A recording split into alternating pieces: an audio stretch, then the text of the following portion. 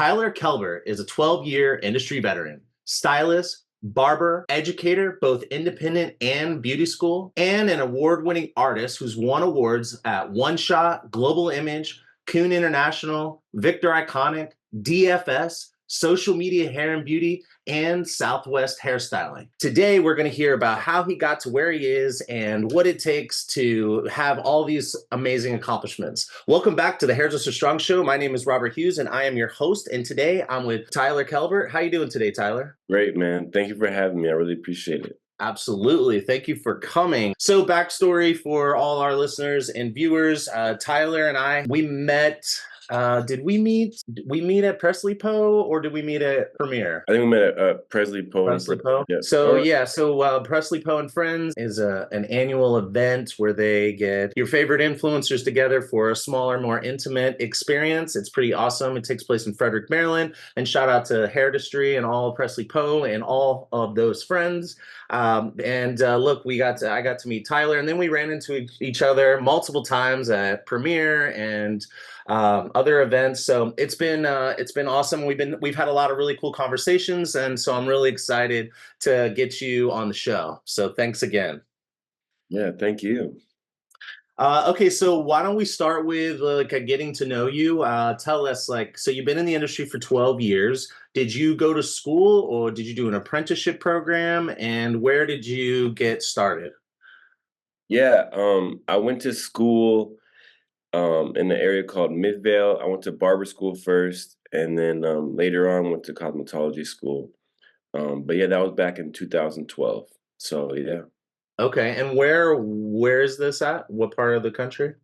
So this is in Utah. So the barbering school was in Midvale, Utah. It's kind of funny. The school is called the Barber School. I was actually in Florida at the time, and I just Googled it, and it popped up. And then cosmetology school was in the area called Ogden, Utah. So both in Utah, just different cities. So are you originally from Florida? I am originally from Florida. Yep. Okay, and so you ended up in Utah because of a Google search to find a barber school? Kind of, yeah. Yeah, when I was in Florida, I just kind of around the wrong people, needed something, fresh start, something different. And I had one friend who lived in another state, which was Utah, Okay. and Google searched barber school because that's something I wanted to do. And I was like, cool, that's where I'm going. And kind of had like a fresh start here in Utah. Nice. And you also had a friend there to you weren't just showing up all while you're lonesome. Yeah, yeah. I think it's a lot easier when you have a friend, especially going to a new place. You don't really know anything where anything is. It's kind of nice, almost like a tour guide.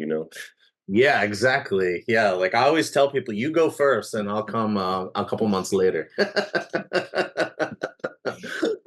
Okay, so you go to school and when you get out of school, do you start working at a barbershop right away? I mean, and tell us about so you go to barbering school and you also went to cosmetology school? Yeah, but that was later on. So the barbering I went to, and it was kind of tough because I was juggling that and college at the same time, and so I wasn't a full-time barber until later on. But because I wanted to get my degree as well. I ended up getting it in digital media, but which ended up helping me a lot with obviously social media and all that stuff. So, um, but yeah, I went to barber school first, and then later on went to cosmetology school. And how far apart was barbering and cosmetology school? So barbering was in 2012, and then cosmetology, I want to say, was like 3 or 4 years ago. So not more fresher on the cosmetology side, and then barbering a little bit longer. All right, cool. So you moved to Utah, you go to barbering school, you're also going to college and at the same time. And so you get out of barbering school, you go part-time barbering and going to school. Are you working another job or is it the two things that you're doing? Yeah, I was working another job because it was a little tough in the beginning, as most of us know. Like when you first start out, you don't have like just clients rushing you. You got to build that clientele, but you still got to pay the bills. I think it's pretty common. I feel like having like a little side gig or whatever to pay the bills. So what I was doing was I was a videographer. Well, I would say like just part of the crew because I wasn't always doing video for the Utah Jazz, which is the NBA team that we have out here. And Cool. so, yeah, it was way fun. It was a really really fun job, especially because I love basketball. So it was cool. So that's what I was kind of doing to pay the bills in the meantime. How'd you get that job? So I got lucky. My professor, I was really cool with him. His name is Drew Tyler, and he kind of hooked me up with that because that's not an easy realm to get into. I feel like you kind of have to know somebody.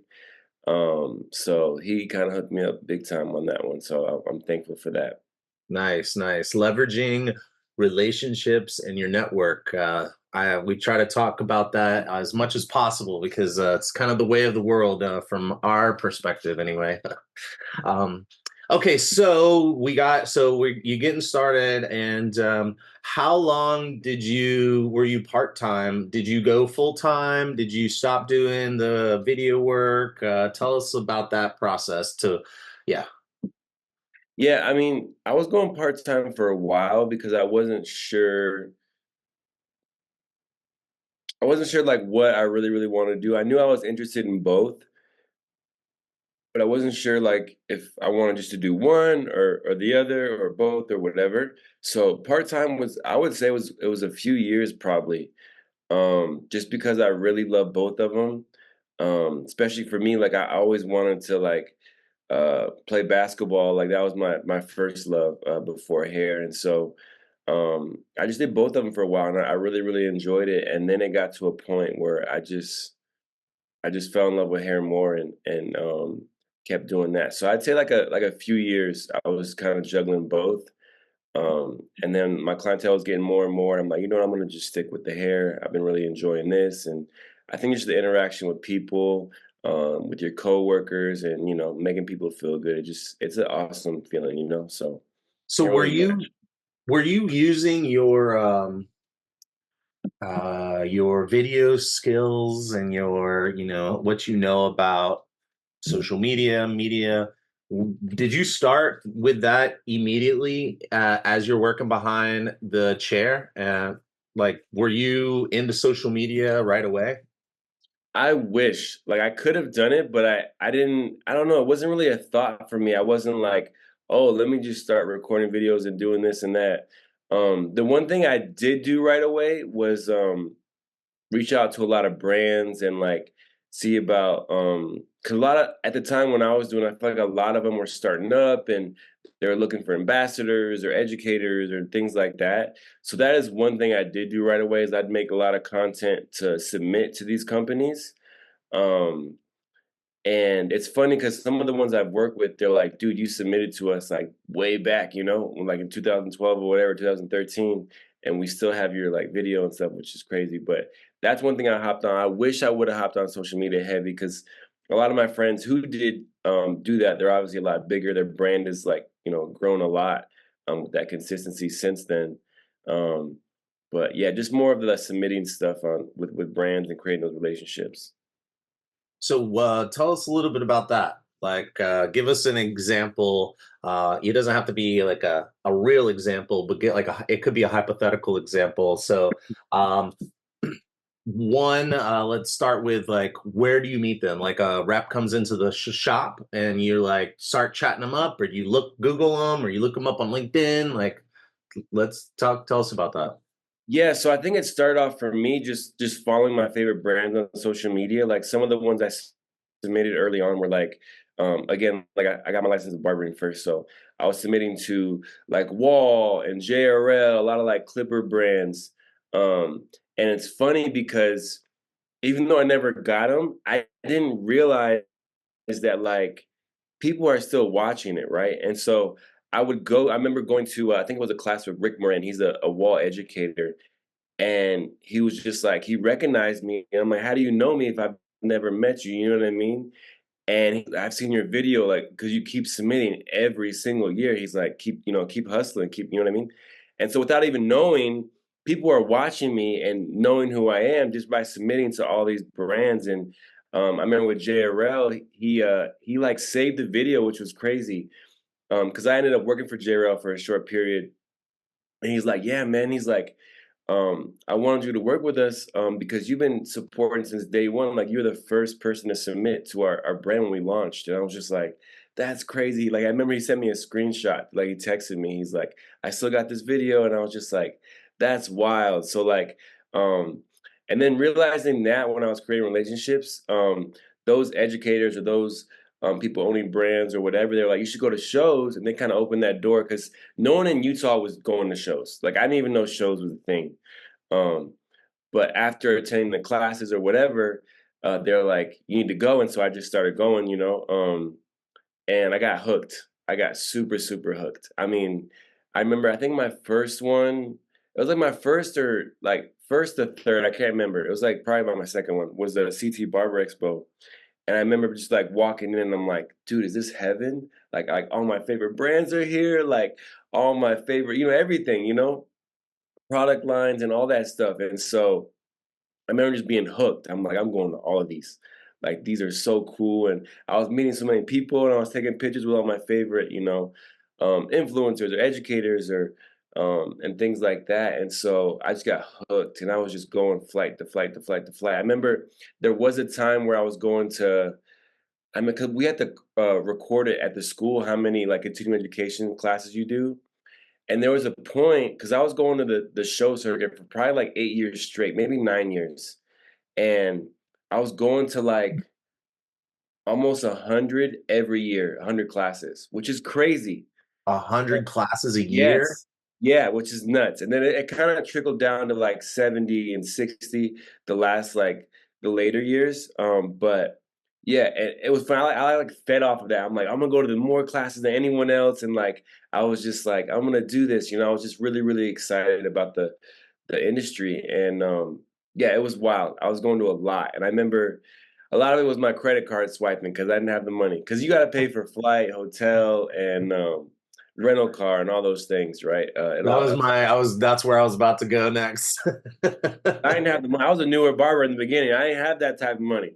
Um, You made the investment. yeah.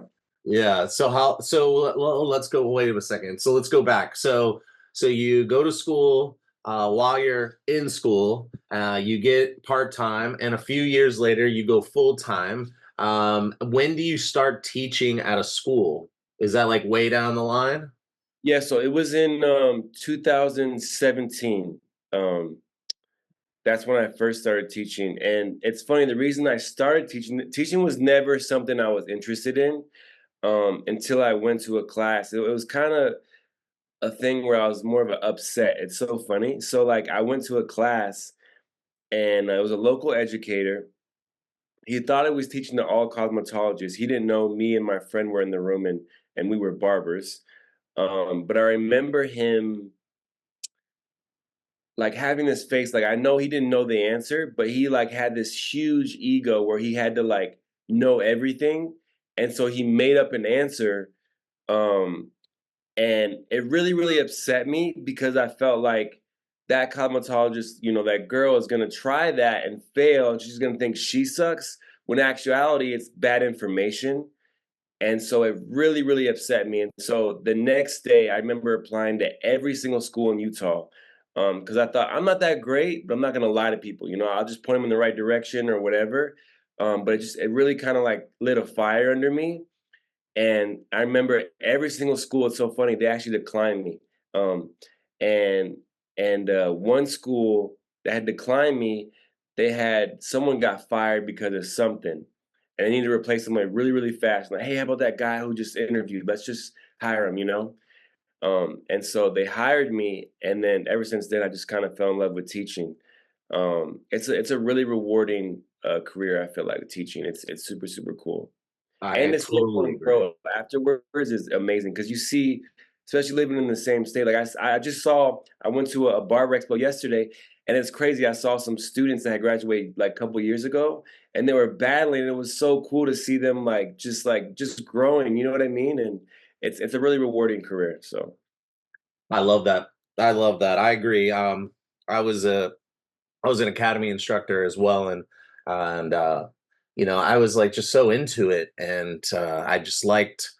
I liked being able to share information, and when I was when they were training me to teach, they said, when if someone asks you a question and you don't know the answer, don't answer. Tell them that's a good question. Write it down and say, I'm going to get you that answer. And they said, make sure you go back to the person, because if you don't come back with the answer, then they're going to lose respect for you. So, like, you can't lie. You got to just be truthful. It's okay to admit that you don't know. But as long as you follow up with the person, that creates your authority and you maintain the respect of your students.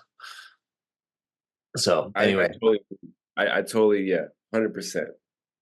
Okay, so you about 5 years in, you're full time. You get a job. You start working at a school.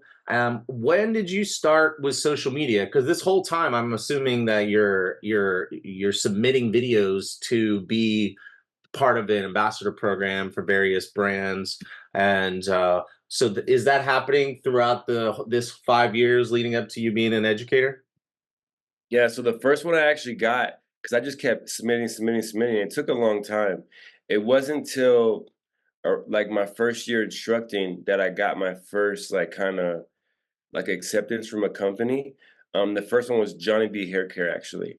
Um, and yeah, I remember going to Cali and doing their whole like program, and like I was just like super hyped, like just to be in another state for something that I do as a career was like really, really cool, to travel for that. So that's always been really, really cool. But that was my first one. And I was doing social media around that time. I started promoting like designs and different things like that, and starting to kind of build that clientele. But that's kind of when I feel like it started, was when I became an instructor, and that first brand deal for me, and then pushing on social media, it really kind of started to click for me. So So when I have a question about the ambassadorship, but I'm just trying to establish a timeline. When did you start going for awards? When did that happen? Is that like later in your career, or did you start doing that early as well? yeah, that happened later. I think what really opened my eyes to submitting and stuff was a guy named Kevin Lutchman. I went to one of his classes in LA, and I remember him just kind of like, because he was a judge for a lot of them. And I remember him kind of breaking stuff, how stuff works, and really like a behind the scenes view on like how things are. And that was really, really cool. A lot of people weren't into, at least in Utah, I mean, to this day, barber wise, they weren't into the awards. Most of them, which is okay. Like they were just kind of like behind the chair, like want to make their money, for their family and things like that, which I love. But for me, I'm single. Like you know what I mean? Like I have no like family to worry about or anything. And so like I was all about trying all these different things. I had a goal of kind of trying everything in the industry once, and seeing the different avenues that there are, because there's so many avenues. I mean, we've talked about the expo in the past, and I was doing that, and um it just was one of those avenues I hadn't tried, and I wanted to try. Okay, so that's another thing that we didn't that hasn't come up. So all right, so we got you go to school, cosmetology school, while you're working on your degree for a few years. You part time, not really sure if that you're not 100% sure, and then you at some point you're like, yes, this is what I want to do. I'm getting busier. Let's go for this. And then you start applying to get into ambassador programs. You eventually become a teacher. You get accepted into an ambassador program, and then from 5 years until a few years ago, 5 years until a few years ago, tell us what was going on during that time before you started submitting to get into award ceremony. Awards, Yeah. sorry. Yeah, so the next thing was the expo stuff, and that kind of pivoted off of kind of a similar story where I got frustrated and started doing shows. It's funny now that we're talking about that 2017 year for me was super pivotal. Like I feel like a lot of new things happened in that year, which is wild now thinking back. So I had just started the school, and again, knowing that I don't know everything, right? I wanted to bring in other educators to the school, but the school didn't want to pay for it. And so I was like, how can I make this work? Because I remember all the students at the time were so hungry to learn, right? And I felt bad because like I couldn't give them all the like because my level was not up to that level, right? And so I remember I was going to shows at that time and just seeing people. I'm like, I want these people for the students, you know, but these students don't have enough money to go to this stuff. So like, how can I make that connection to these hungry students? And so I remember being frustrated with the school. I'm like, you know what? I'm gonna just pay for it myself, having no idea how much any of this costs. um, and making that commitment before I did my homework. I told the students, I was like, you know, I'm gonna do this for you guys. And I'm like, you guys are hungry, you deserve it, like all this stuff, right? And then when I started doing the numbers, I'm like, oh shit, like this is gonna be another credit card moment, you know? Um, and and so I remember I got a host that I had met in the IBS Vegas show, and we connected. And so I hired him as like the kind of host slash business class. And then I remember I believe it was Rick Moran, which is funny because he was the one that kind of recognized me from Wall. And then I'm trying to remember, I think Colin Anthony, who was with Honglo Shears at the time. And I believe I got a local educator. I think his name was Eric Stone, which was an amazing, like traditional barber, which I thought was super, super cool. Because my traditional skills, I feel like we're okay. But he was very, very excellent with like the traditional. When I say traditional, I mean like no guards, very old school, clip over comb, beautiful work. And so I think those are my four educators I got, and I paid all of them. And I remember like going in the whole hell. I can't even remember the number, but I remember I was like, okay, like these educators aren't cheap. Like thousands, I'm assuming. Oh yeah, yeah, yeah. Just for one, right? Like, Yeah. and and so and all the like the tables and the chairs and all these things. I mean, you've thrown events obviously, so you kind of know it's more like there's so much that goes behind the scenes that I feel like a lot of people don't realize, including myself at the time.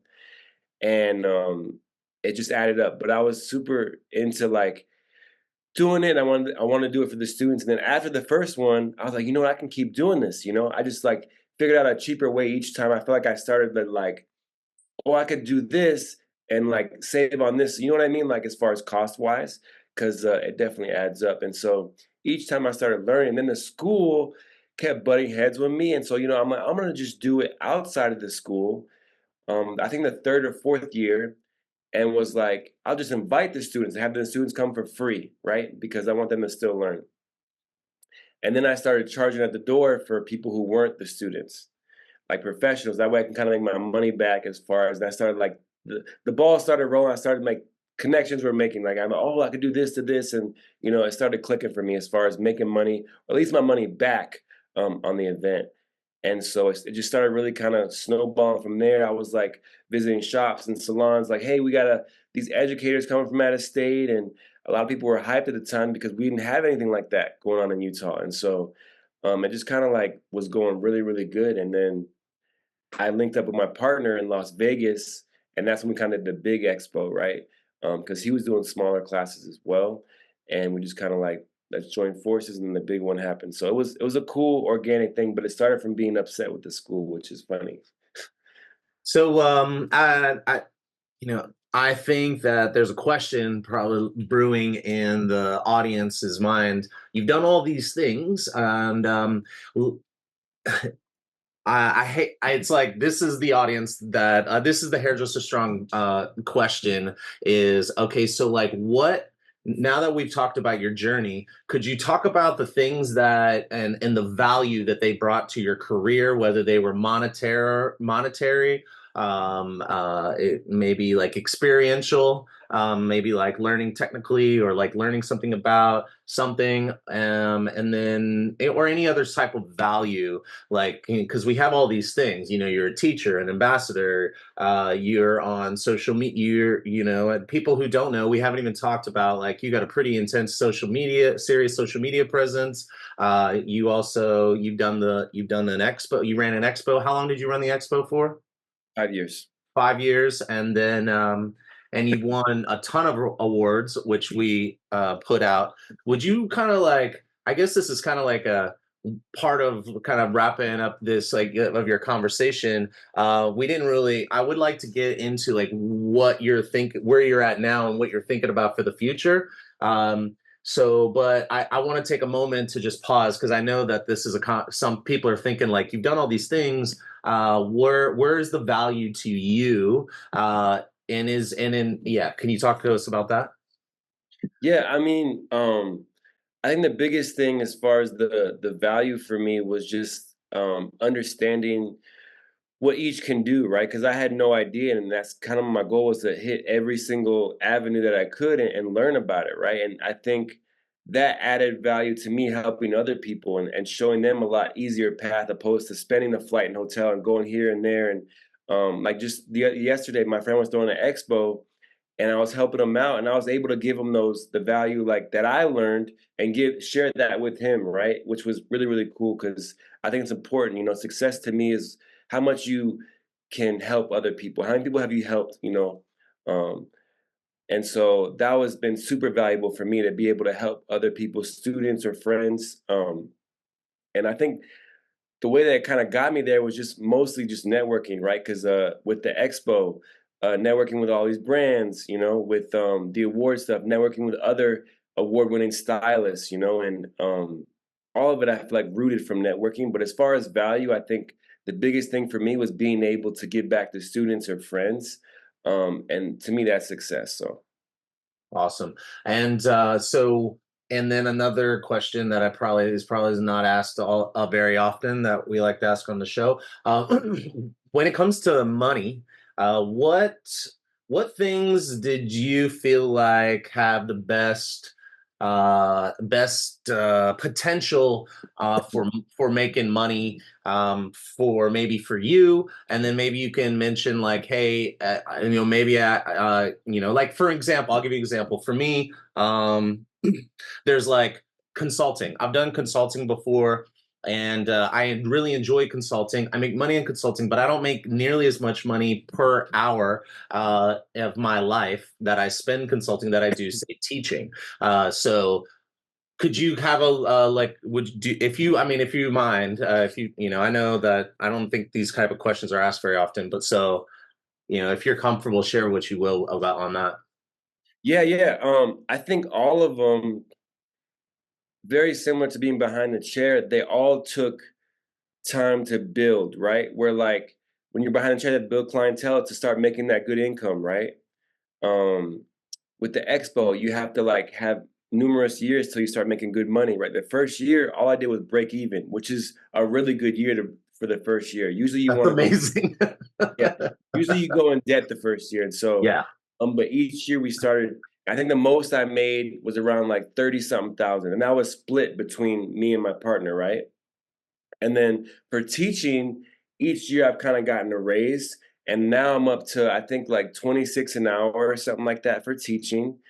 And then for the independent education, I charge anywhere. This is very low compared to a lot of educators, but I charge anywhere from 1,000 to 2,000 plus, like my flight, hotel, like accommodations and things have to be taken care of from the salon, the company, whoever. Like the one I was talking about earlier, I think off camera with great clips. They have to take care of that as well.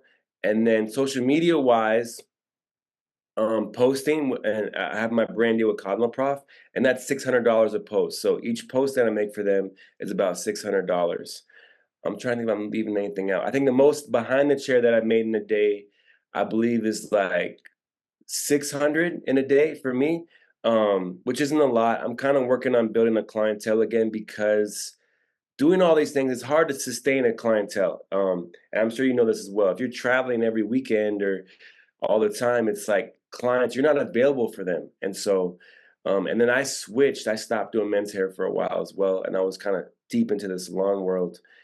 And so I've kind of lost a lot of clientele trying to achieve these other goals. And that's kind of something that comes with it. And just know that.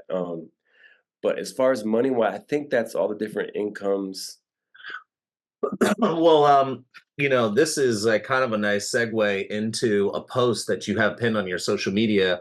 I'm actually looking at it right now, and it's called How to Create Multiple Streams of Income as a Hairstylist. So maybe we have a separate short conversation where we like pick apart each one of those because I think you give 10, if I'm Yes, correct. yes. Yeah. So like I think that was like amazing. That was definitely more information than I thought you were going to share. So that's incredible. I think the more information we could share with each other, the more success we will all have. I think when we don't share the information, all we're doing is keeping the other each other down, and it gives more power to the people with money to like negotiate with us when we don't know how each other are paid. Everyone's like, "Oh, I don't want to talk about that." It's like, well, if I know what you make, then I can ask for what I ask, and then if you know what I make, and you're like, "Well, I got more experience than him, so I need more money," then people have to actually pay us. So anyway, that's my belief of things in general. I believe in transparency. I don't believe in gatekeeping. So I think I really greatly appreciate you in so many ways.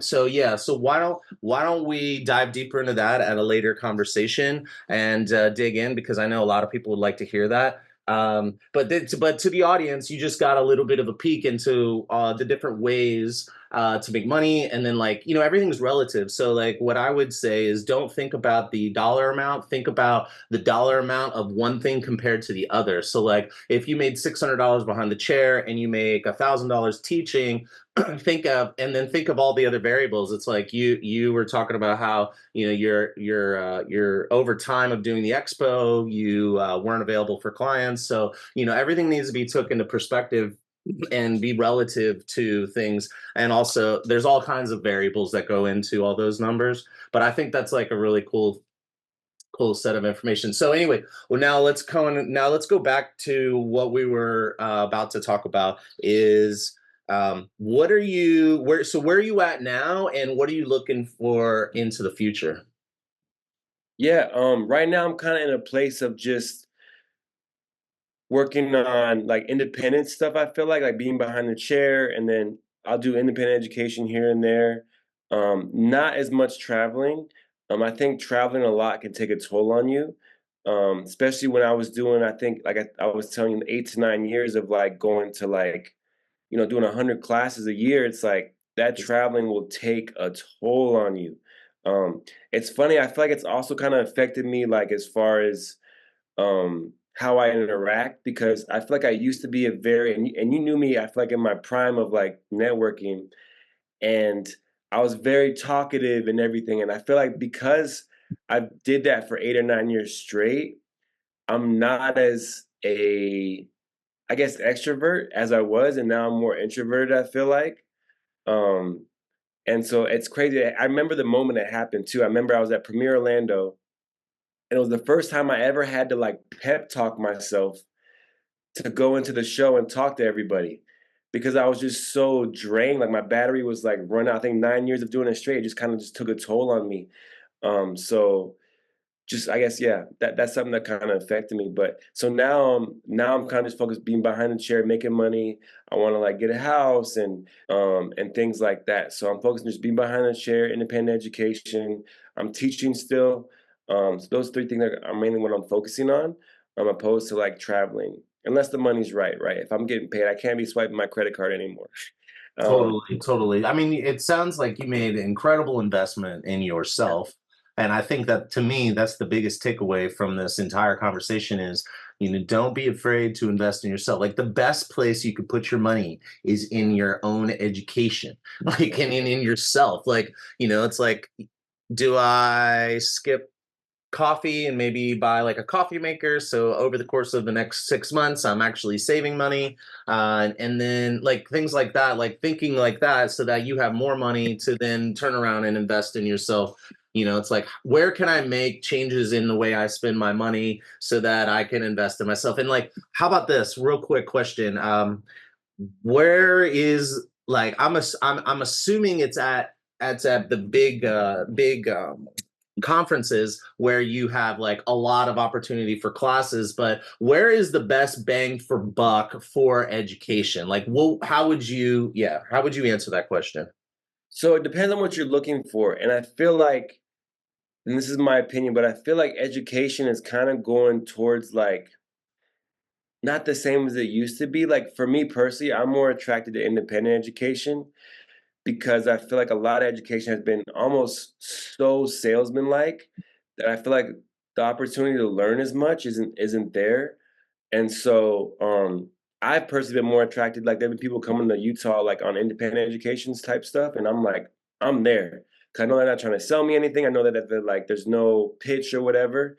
And so I've been more attracted to that lately because it just for me, I just feel like I learn more. It's more of like more bang for my buck, like you were saying.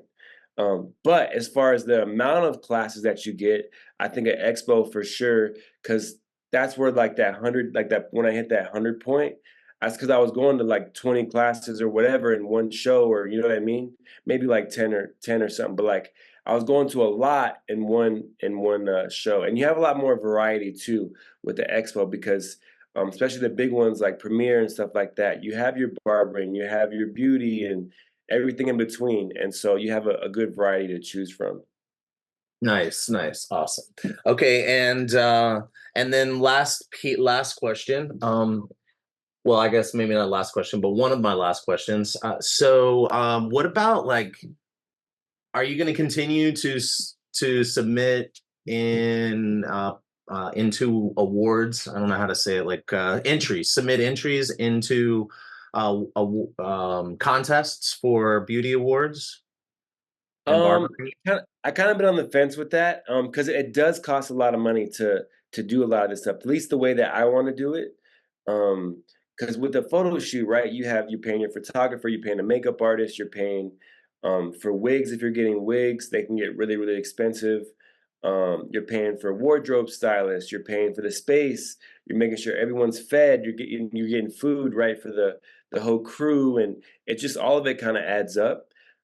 Even on the cheap end where I feel like I was getting kind of hookups, I still spent like 3 grand on a photo shoot. And so it just really, really adds up. And that was for me on the shorter end, right?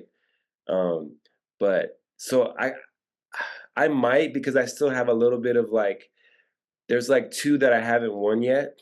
And so I kind of part of me wants me to get those two, but we'll see what happens. I don't know if it aligns with my financial stuff, so we'll see. But there is two that I haven't gotten that I kind of want to get. Do you want to tell us what those are, or Yeah, no? so it's Naha and then IBI. So those are the two that I haven't won yet. But Okay. all the other ones I know of, I've gotten. So Nice, cool. So you got like got a cool portfolio that you got. And I mean, like you are one of the people that have done the most different things that I know. And it's been really cool to have this conversation because like I feel like I've done a lot, but it's cool to hear you because the stuff that you've done is just man, like I don't know, it's just so cool to hear you talk about it and like want to, you know, how you're just kind of like tinkering and kind of testing things out and having these experiences. This also sounds like a cool lifestyle to like be like, okay, where are we gonna try for next? And then you get to sit back and like kind of look at all the things you've done and decide what things make the most sense. And then you could probably get creative about some of those things, and maybe you come up with some idea or concept or experience or service or product, or you know what I mean. From all of that, you know, perhaps there's something in the future that none of us have ever seen before that you're gonna introduce to the industry. I mean, that's the type of the things that I think is so cool is people who really get out there and get it. So thank you for sharing your experience with us today. of course, I really appreciate it, man. Okay, so just to wrap it up, last pieces of advice. We got a number of things because you've done so much. Let's pick a couple. How about let's start with somebody who wants to get into awards, and I think that would be really interesting. Someone who wants to get into awards, and someone who is kind of like, I mean, I feel like you and I are similar, and I don't know if it's like an industry thing or if there's like a particular type, but I don't want to do the same thing every day. Like I can't, like I won't be happy in my life, so I have to do multiple things. What do you say to the person who is that, but they're not really sure, or maybe it's a confidence thing, or maybe it's a knowledge thing? Yeah, so I guess those two people, like awards and people who want to try different things. And any last pieces, like words of advice or thoughts, food for thought that you'd like for those two different groups? Yeah, so for the awards one, I think if you want to kind of step into that space, two ones to just off the top of my head to kind of get started with because they don't require a collection. A collection is kind of where it gets more expensive, and for those that don't know, a collection is usually like 3 to 4 photos that are all kind of very similar as far as the wardrobe and the makeup and things like that. But IBI, I believe, and one shot, you only have to submit one photo. So that's a great way to kind of get your feet wet before you start a full collection.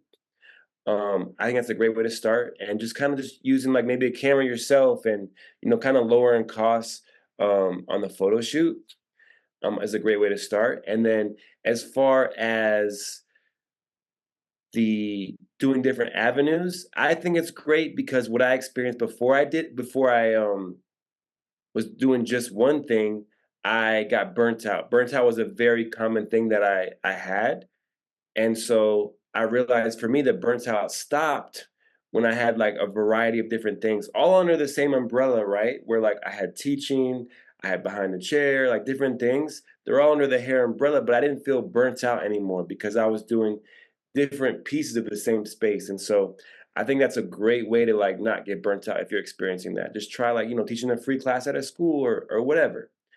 And then as far as like kind of last words of wisdom, I think the biggest thing that's helped me in my career and got me to where I'm at is networking. I think, it's all about networking. And it kind of we talked about giving back once you have that knowledge.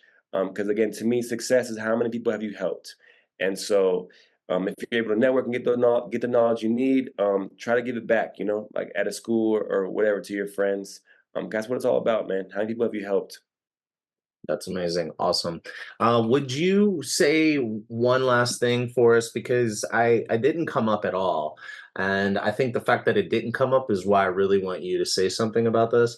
Uh, Failure is part of most people's stories, and failure doesn't have to be a bad thing. I try to talk about this as much as possible. So like it could be failure could be doing something and maybe it didn't work out the way you wanted to, like submitting to one shot using your own camera phone, but like you know but I would imagine that the whole process, there's something to the process and the learning and the networking. But yeah, what would you say about like somebody who's gonna take your advice and enter into the one shot and stay on low budget? But like if they don't win, like how to talk to that person, or a person who tinkers with things and then keeps is running into hurdles. What would you say? Because this comes up a lot with when I talk to kind of like the rising group stylists or the aspiring folks who are looking to set out on something new.